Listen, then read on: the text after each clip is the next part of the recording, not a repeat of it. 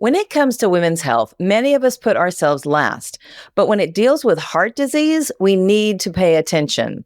Today, we'll find out what you need to know with family medicine physician Dr. Crystal Hines-Mays at Silver Cross Medical Group in Homer Glen.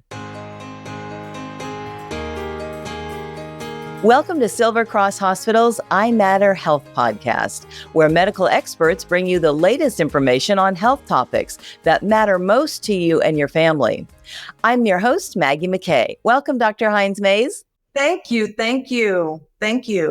Yes, well, let's dive right in and start with what are some common misconceptions about heart disease in women? Yes, a prevalent misconception is that heart disease primarily affects men. But in reality, over 60 million women, that's 44% of the United States living women, are having some form of heart disease. This consists of coronary artery disease, which are the arteries around the heart, arrhythmias to the heart, which are abnormal heartbeats, or congestive heart failure. This misunderstanding can lead to this underestimation of personal risk, delayed preventative care, and overlooking their symptoms, ultimately increasing their likelihood of adverse outcomes. So, how can we help women better understand their unique risk factors? The way that we can assist women with understanding their unique risk factors is through our conversations and education. Some common risk factors for heart disease are hypertension, which is high blood pressure, high cholesterol, obesity, and a sedentary lifestyle. There are some unique concerns additionally for women, such as preeclampsia during pregnancy. This is when women have very high blood pressures during pregnancy, and then also menopause. As they age, they lose their amount of estrogen, which then increases their chances for heart disease. Some autoimmune disorders that women can learn about, such as lupus and rheumatoid arthritis, also increase their chances of heart disease. So our goal is to educate women through our conversations in the office and then also locally. Isn't it enough that we have to go through menopause, let alone add a heart risk factor to it? It just does not seem fair. And childbirth to boot. What about hereditary issues, like if both your parents had heart attacks? Absolutely. So during our conversation in the office, when patients come in to meet their primary care physician, it's very important to be very candid with the primary care doctor and let them know as much as possible about, one, their past medical history, in addition to their family history. Because a lot of times we learn through our family that we are at increased risk for heart disease. However, we're going to discuss some things about that can modify our risk. Let's talk about that. What are some key lifestyle changes that women can make to lower their risk of heart disease? Education is very important. So understanding what heart disease is, understanding what cardiovascular disease, understanding about arrhythmias are very important. So some things that women can do to change the outcome and prevent heart disease or decrease the chances of the negative outcomes are try and maintain a healthy lifestyle. If you're overweight, our goal is to help you to reduce weight through healthy diet and exercise. If your blood pressures are high, learning how to check your blood pressures at home, learning some foods that will decrease your blood pressures or your chances of having hypertension, which is high blood pressure, will help as well. And also foods that will help to lower the risk of having high cholesterol. In addition to that, we like to encourage patients to do about 150 minutes of exercise a week. That's about 30 minutes. And truly just getting out to have a nice walk either before work or after work to help reduce your stress also helps your heart. Eating healthy, we mentioned fruits, cruciferous vegetables. I love saying that word, cruciferous vegetables. So we're talking about green leafy vegetables, cauliflower, broccoli, things of that nature, and lean pieces of meat. Pulling away from that red meat, but pushing in on chicken and turkey and also our Oily fishes, such as salmon. If women smoke cigarettes, we encourage them to stop smoking cigarettes because the nicotine in the product will actually induce heart disease. And most importantly, things that are not discussed quite frequently in the office but affect us all is stress. So we encourage patients again to be very candid, to have that partnership with their physician, to talk about things that matter to their mind, which can matter to their heart. So we want them to be very mindful, practice meditation, yoga, journaling, and also if they need to visit a therapist, to tap in their resources to use a therapist in order to help manage stress. Dr. Hines-Mays, all those are great suggestions. What if somebody's overwhelmed and they don't know where to start? What is a good starting point for making these changes? Like if you had to start with one or two, what would you recommend? Small steps lead to great changes. So first things first, again, talking to that primary care doctor, going into the doctor and getting an assessment, looking at your blood pressure, looking at some of your risk factors, being very aware and candid about your personal and your family history. So biggest things that we can do is to change our mind about how we see ourselves and where we'd like to advance for our future in terms of our mental and physical health. So number one, visit the doctor. Number two, it's the lifestyle change that we have to go after. If you're used to eating processed foods or fast foods, it's time to push in with, again, those cruciferous vegetables, lean pieces of meat, drinking plenty of water, exercise, reducing the salt in your diet and the fried fatty foods if you consume them. And most importantly, getting some sleep, 7 to 8 hours a night, as well as reducing your stress. You mentioned salt. My mom had a heart attack many decades ago, and I remember she was in pretty good health. She exercised, she didn't smoke. Anyway, so we had to take all the salt out of all the food, and honestly, I didn't miss it. And now when I have salty food, I like, no, I don't like salt. So it sounds hard to get rid of salt in your diet, but I don't know. I didn't miss it at all. Absolutely. And a lot of times what I encourage patients to do is to utilize different herbs and spices. A lot of times when we take the salt out and we push in with new changes, such as different herbs, different spices, and even try different foods, we will find out that it is more enjoyable, that we're giving to ourselves because we're preparing healthier food choices and we're reducing our chances of high blood pressure, high cholesterol, and again, heart disease. I don't know how much sodium is in this. I should look, but have you heard of everything but the bagel, that seasoning from Trader Joe's? Yes. Is that a good thing or no?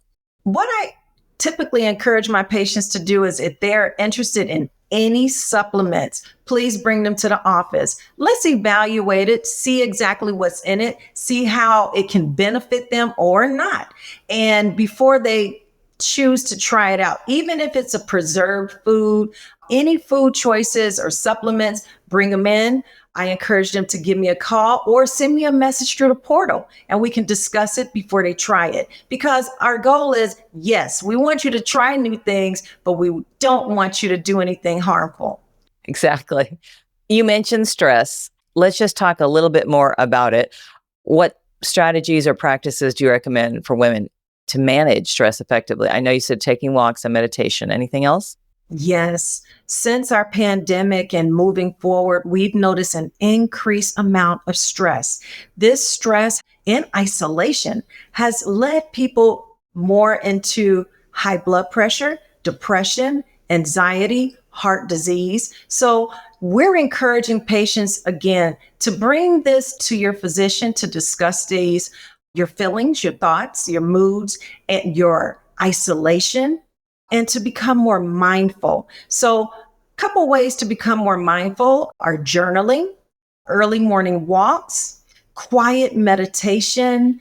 I call it just unplugging for a short period of time. You can have an unplugging afternoon where there are no devices, the phone, the computers, and just relaxing your mind. Physical activity is the best way to increase those endorphins, which then help your heart and your stress levels to come down. So, for instance, patients will say, well, I don't want to do a membership. Memberships at gyms are very expensive, and they can be. So, one of the best forms of exercise and stress reduction is to walk. Again, our goal is 150 minutes a week. So, if we just push in, what about 30 minutes a day? That helps tremendously. Time management is a key to helping to reduce your stress as well. Knowing when to say when, knowing when to say work's done, it's now time for me. So prioritizing yourself first helps to tremendously reduce stress. That's such a good point, especially for women, because like we said in the beginning, women are juggling so many balls and taking care of everybody else. And sometimes your health gets put on the back burner. You mentioned ways to cut down on stress. What are some of the symptoms that it's taking a toll on heart health, and how should women address them? Because, if you have like a little weird pain out of the ordinary, you think, am I having a heart attack? What are the signs that you should be aware of? Well, this can be tricky because for women, unlike men, where men may have chest pressure, they may have pain to radiate to their neck, they may have back pain or feel nauseous. Women, when it comes to heart disease, it can be very subtle. So yes, they can experience chest discomfort or shortness of breath. Their heart can flutter, which are called palpitations. They may have frequent headaches or vision changes. However, for women, it just may be fatigue. I'm more tired. I can't complete my activities at home. I may have jaw pain. I may have difficulty swallowing. I may have achy muscles, or again, just feeling fatigued, dizzy, or lightheaded. Women can also experience irritability or some mood changes. They may become more frustrated or anxious or feeling more sad, which a lot of times we may think that this is anxiety or depression. However, this could be early symptoms of heart disease, difficulty with our concentration, feeling panic attacks, feeling worried, or feeling sudden fear. Again, can be subtle symptoms of heart disease. How are those linked? So, how are these symptoms linked? Again, this goes back to stress levels. This goes back to hormones increasing in our body. Our cortisol level, for instance, will increase, and it gives us that fight or flight response. And so when our bodies have higher levels of cortisol, it can also increase our blood pressures. And these arteries, which are called coronary arteries around our heart, can go into small spasms. And this in itself can lead to some of those symptoms that women express, such as anxiety or jaw pain or just fatigue. So when they're trying to do their natural or normal activities, these vessels become dysfunctional.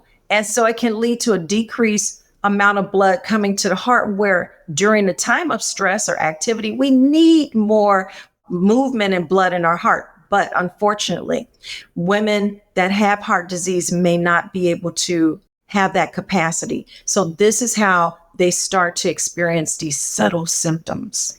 Wow, that's such useful information. I've never heard that. And like you were saying before, time balance management, just such a basic thing, but something a lot of people don't think about. We all multitask so much these days. It's hard to be mindful of, just like you said, unplugging for an hour or whatever. What role does regular medical care, like say checkups and screenings, play in preventing heart disease? Right up my alley. I'm a family practice physician, and so I practice preventative medicine. I encourage patients to, yes, come for your annual examination. However, if you find that you're having some of these subtle symptoms or any questions or concerns, this may be the prompt, or this may be the push in to say, visit the doctor. Checking your blood pressure at the doctor, and even with a slight elevation, a normal blood pressure is 120/70. A slight elevation of 130/80 may be an indication that there may be some changes that they need to do on their end with their diet and with their exercise and lifestyle changes to decrease their risk of heart disease. So regular check-ins with yourself will then prompt you to go check in with the doctor. So we have our yearly screening. However, there are other times, again, where women need to go into the doctor for their annual women wellness exams, for their mammograms and their pap smears. Women that are a little bit advanced in age, they have their osteoporosis screening. And these are other ways and moments where we can check in with our physician and just see if we're on track. Again, if you're feeling some of these subtle symptoms, especially women that are perimenopausal or menopausal, where they have difficulty sleeping or they have changes in their mood, this is the opportunity again to visit the doctor, just share their thoughts and their feelings. So then again, they can have this evaluation to see if they're at risk for heart disease. Just very quickly, I always wonder about those little electrodes they put all over your chest during your annual physical. How does that work? What are they checking for? So that is an EKG.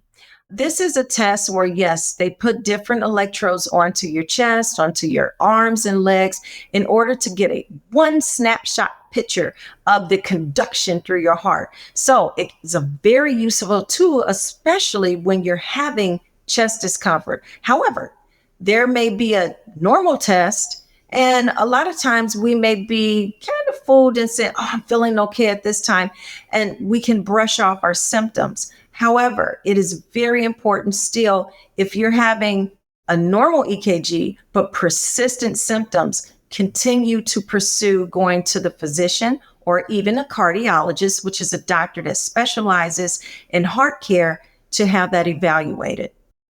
Well, Dr. Hines-Mays, thank you so much for making the time, number one, to be here and sharing your expertise. I learned so much, things I've never heard before, which are just so useful. So thank you again for joining us. Thank you for having me. Thank you. Absolutely. If you found this podcast helpful, please share it on your social channels and check out our entire podcast library for topics of interest to you. Thank you for listening to this edition of Silver Cross Hospital's iMatter Health Podcast. To learn more, visit silvercross.org.